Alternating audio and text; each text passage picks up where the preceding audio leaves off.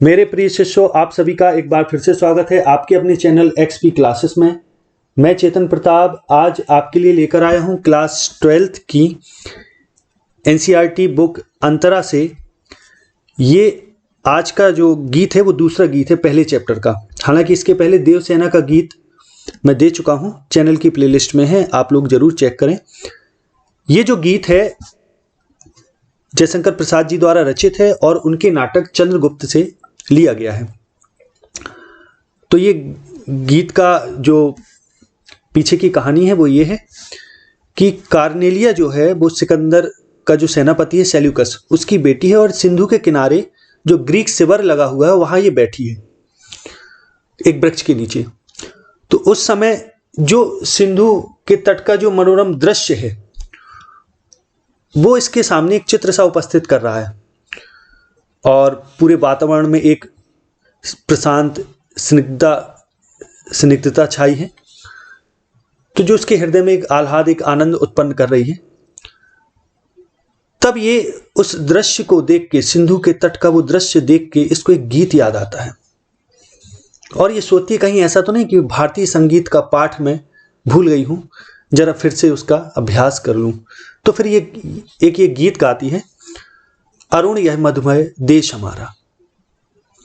तो इस गीत के माध्यम से वो देश की गौरव गाथा और प्राकृतिक सौंदर्य का वर्णन करती है। तो इस गीत के माध्यम से कि भारत की विशेषता, भारत की पहचान के बारे में कार्नेलिया ने बताया है। तो गीत बहुत अच्छा है, बहुत सुंदर है, पूरा लास्ट तक देखिएगा वीडियो को पूरा। तो चलिए शुरू करते हैं। कार्नेलिया कहती है, अरुण यह मधुमय देश हमारा। अरुण माने लालिमा युक्त, यह मधुमय, मधुमय माने मधु से भरा यानी मिठास से भरा हुआ देश। ये जो हमारा भारत देश है ये लालिमा युक्त मिठास से भरा है। अब जाहिर सी बात है जब ये गीत गा रही होगी उस समय भोर का समय होगा और आकाश में कहीं ना कहीं लालिमा युक्त होगी, सूर्य निकला ही होगा तो लालिमा छाई होगी। तो तभी ये कहती है अरुण यह मधुमय देश हमारा, कि ये लालिमा युक्त मधुमय मिठास से भरा हुआ हमारा देश है। यानी भारत देश में मिठास, मधुरता बहुत है। फिर आगे कहती है, जहां पहुंच अनजान क्षितिज को मिलता एक सहारा, कि जहां यदि कोई अनजान क्षितिज, अब क्षितिज तो वो होता है वो पॉइंट जहां धरती और आकाश का मिलन होता है, वो पॉइंट कहलाता है क्षितिज। तो जहां पहुंच अनजान क्षितिज को, यहां लेकिन क्षितिज का अर्थ हम लेंगे कोई भी विदेशी से, यानी कोई देश किसी अन्य देश से भी इधर आता है तो उस अनजान को भी यहां सहारा मिलता है। भारत देश सबको आश्रय देने वाला है। यानी यहां ये कहने का अर्थ है कि भारत देश में बहुत सारे लोग आए, तमाम संस्कृतियों के, तमाम आक्रमणकारी आए, लेकिन फिर भी इतना सब भारत के साथ हुआ, तब भी भारत ने सबको आश्रय दिया। तो वही बात यहां कहती कि जहां पहुंच अनजान क्षितिज को मिलता एक सहारा, कि भारत लालिमा युक्त मिठास से भरा एक ऐसा देश है कि जहां अनजान क्षितिज को भी सहारा मिलता है, आश्रय मिलता है। फिर आगे कहती है, सरस यानी समान रस से भरा हुआ। तामरस, अब तामरस का अर्थ होता है, यानी तामरस का अर्थ है कि जो सुबह के समय जो तांबे जैसा, यानी तांबे जैसा लाल रंग कहलाता है तामरस। सरस तामरस गर्भ विभापर, गर्भ विभापर, विभा माने होता है रोशनी। गर्भ विभापर नाच रही तरुशिखा मनोहर, यहां सरस तामरस गर्भ विभाकर, ये गर्भ विभापर यानी यहां ये बात कही है कि जब सूर्य निकलता है सुबह के समय तो वो तामरस होता है, यानी उसका रंग तांबे जैसा लाल होता है। तो उसकी ही विभापर, उसकी ही गर्भ, यानी उसके गर्भ, अब गर्भ कहने का अर्थ यह है कि सूर्य की रोशनी का जो केंद्र है वो। सरस तामरस गर्भ विभापर, विभा माने रोशनी, विभा पर नाच रही तरुशिखा मनोहर। तरुशिखा, तरु माने होता है पेड़, शिखा माने उसकी चोटी, यानी पेड़ों के पीछे यदि सूर्य हो, हम देखें सूर्य को, यानी सूर्य खिला हुआ हो, निकला हुआ हो, और यदि हम पेड़ों के पीछे स्थित सूर्य को देखें तो जब यदि हल्की हवा चल रही हो तो जो पेड़ों की जो शिखा होती है, जो चोटी होती है, वो हल्की हल्की नाचती हुई, हिलती हुई प्रतीत होती है। ऐसी लगती है जैसे उसकी गर्भ विभा पर, यानी उसकी रोशनी पर तरु शिखा नाच रही हो। यानी समझ में आ गया होगा आपको सरस तामरस गर्भ विभा पर नाच रही तरु शिखा मनोहर, मन को हरने वाली शिखा। तरु शिखा पेड़ों की डालियां, यानी पेड़ की चोटी जब सूर्य की रोशनी में हल्का नाचती हुई प्रतीत होती है, तो उस दृश्य का वर्णन, चूंकि प्राकृतिक सौंदर्य का वर्णन कार्नेलिया कर रही है, तो कह रही है कि सरस तामरस गर्भ विभा पर नाच रही तरु शिखा मनोहर, और छिटका जीवन हरियाली पर मंगल कुमकुम सारा, कि भारत देश की जीवन रूपी हरियाली पर। अब यहां प्राकृतिक सौंदर्य का ही वर्णन है और साथ ही साथ यह भी कहा गया कि जीवन रूपी हरियाली, कि भारत देश में अब जीवन रूपी हरियाली क्यों कहा, कि भारत देश में सभी समृद्ध हैं, प्रकृति से भरा हुआ पूरा भारत का वातावरण है, और जो जीवन है वो हरियाली से युक्त है, यानी सभी प्रसन्न है। तो प्रसन्न जीवन की यहां बात की गई कि छिटका जीवन हरियाली पर मंगल कुमकुम सारा। कुमकुम एक मांगलिकता का प्रतीक होता है, तो वो मंगल कल्याण करने वाला कुमकुम, यानी प्रकृति का जो सौंदर्य है, जो प्रकृति है वो कल्याण करने वाली है। तभी यहां कवि कहते हैं कि सरस तामरस गर्भ विभा पर नाच रही तरु शिखा मनोहर, और छिटका जीवन हरियाली पर मंगल कुमकुम सारा, कि जीवन रूपी हरियाली पर एक मंगल युक्त कुमकुम छिटका है। फिर आगे कहते हैं कवि,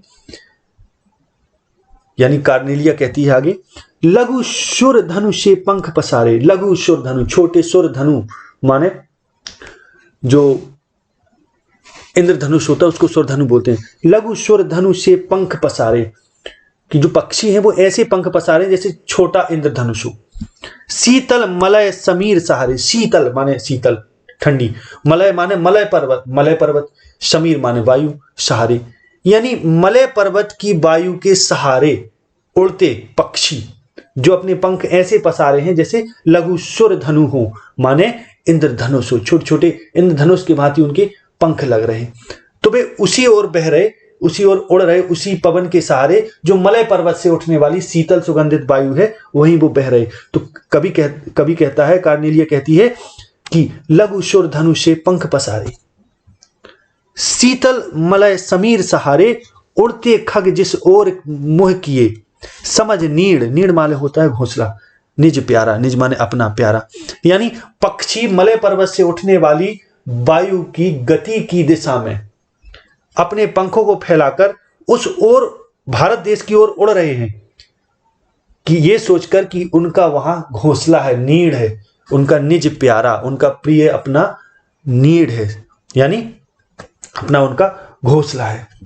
यानी पक्षियों को भी, तमाम तरह के पक्षियों को भी, जो देश विदेश से प्रवासी पक्षी आते हैं उनको भी भारत देश में सहारा मिलता है, यानी उनका भी भारत देश निवास स्थान है। अब आगे देखें, बरसाती आंखों के बादल बनते जहां भरे करुणाचल। बरसाती आंखों के बादल यानी लोग जो हैं वो बड़े करुणामय लोग हैं, और उनकी आंखें ऐसी हैं जैसे बरसाती बादल होता है ना, कि बरसात के समय बादल होते कभी भी बरस सकते, वैसे लोग हैं यहाँ। बनते जहां भरे करुणाचल, कि उनकी जो आंखें हैं वो करुणा के जल, यानी जो बादल हैं वो कैसे हैं कि उनमें करुणा रूपी जल भरा। अब कौन से बादल की बात हो रही? आंखों के बादल, यानी लोगों की आंखें करुणा से भरी हुई हैं, कि मनुष्य दूसरों के प्रति दयालु है, भारत देश का मनुष्य, और वो किसी के भी प्रति करुणा दिखा सकता है, यानी अपने लोगों के प्रति तो दिखा ही सकता है, अन्य लोगों के प्रति भी दिखा सकता है। तो वही बात यहां कही गई है, वही भावार्थ है, बरसाती आंखों के बादल बनते जहां भरे करुणाचल, कि लोग दयालु हैं, बहुत अच्छे लोग हैं। अब आगे कहती हैं कार्नेलिया, तो जयशंकर प्रसाद जी कहते हैं कि लहरें टकराती अनंत की, पाकर जहां किनारा। अनंत माने वैसे तो अनंत होता है, आकाश को भी बोलते हैं, लेकिन यहां अर्थ है समुद्र से, कि समुद्र की लहरें भी यहां टकराकर अपना किनारा पाती हैं, माने लहरों को भी आश्रय भारत देश देता है। यानी भारत को यहां लोक सेवक कहा है, कि कोई भी भारत की शरण में आता है, चाहे वो लहरें हो, चाहे वो पक्षी हो, चाहे वो अनजान क्षितिज हो, कोई भी हो, सबको भारत में सहारा मिलता है। लहरें टकराती अनंत की, पाकर जहां किनारा, कि भारत देश में समुद्र की लहरें भी टकराकर अपना आश्रय पाती हैं। फिर आगे कभी कहते हैं, हेम कुंभ ले उषा सवेरे। हेम कुंभ माने स्वर्ण का कुंभ, कलश लेकर, हेम कुंभ ले उषा सवेरे। उषा माने भोर, भोर रूपी नायिका। तो भोर रूपी नायिका यानी स्वर्ण युक्त कलश लेकर, कुंभ लेकर, भरती ढुलकाती सुख मेरे, कि मेरे समस्त सुखों को, यानी भारत देश सुख का एक देश है कि जहां ऐसे प्रतीत होता है जैसे सुबह का सूर्य स्वर्णिम कलश लेकर, कि सुबह का जब सूर्य खिलता है तो ऐसे लगता है जैसे भोर रूपी नायिका स्वर्णिम कलश लेकर भारत की भूमि पर लुढ़का देती हो, ढुलका देती हो। यानी भारत देश सुखों से भरा है, समृद्धि से भरा है। और फिर आगे कहती है, मदिर ऊंघते रहते जब जग कर रजनी भर, रजनी भर माने रात भर, और तारा, कि जो तारे हैं यानी रात के समय तारे खिले होते हैं आकाश में, तो जो तारे हैं वे ऐसे लगते हैं, मदिर माने, मदिर का मतलब है जो होता है वो नशे में भरा हुआ, मदिर का मतलब है नशे, यहां मंदिर नहीं है, ध्यान दीजिए, मदिर है माने मस्ती पैदा करने वाला। तो मदिर का अर्थ होगा मस्ती पैदा करने वाला, नशे में उन्मत्त, ऐसे आप समझ लें। लेकिन इसका वास्तविक अर्थ है मदिर का मदिरा पान किए हुए, यानी मस्ती पैदा करने वाला। ठीक, तो मदिर ऊंघते रहते जब जग कर रजनी भर तारा, कि जब सुबह की भोर होती है, होने लगती है, तो जो रात के तारे होते हैं वे ऐसे प्रतीत होते हैं जैसे वो ऊंघ रहे हो मस्ती में। और फिर जैसे ही सूर्य निकलता है तो ऐसे लगता है कि ऐसे उषा रूपी नायिका स्वर्णिम कलश जिसमें सुख भरे हैं उनको भारत की भूमि पर उड़ेल देती है, ढुलका देती है। तो इस तरीके से इसमें बहुत सुंदर तरीके से कवि ने भारत की सौंदर्य का वर्णन किया है गीत के माध्यम से। तो ये जो वीडियो है वो यहीं समाप्त होता है। आशा है ये वीडियो आपको अच्छा लगा होगा। यदि अच्छा लगा है तो वीडियो को लाइक कीजिए, शेयर कीजिए। आगे अगले वीडियो में मिलते हैं, तब तक के लिए नमस्कार, जय हिंद, जय भारत, वंदे मातरम।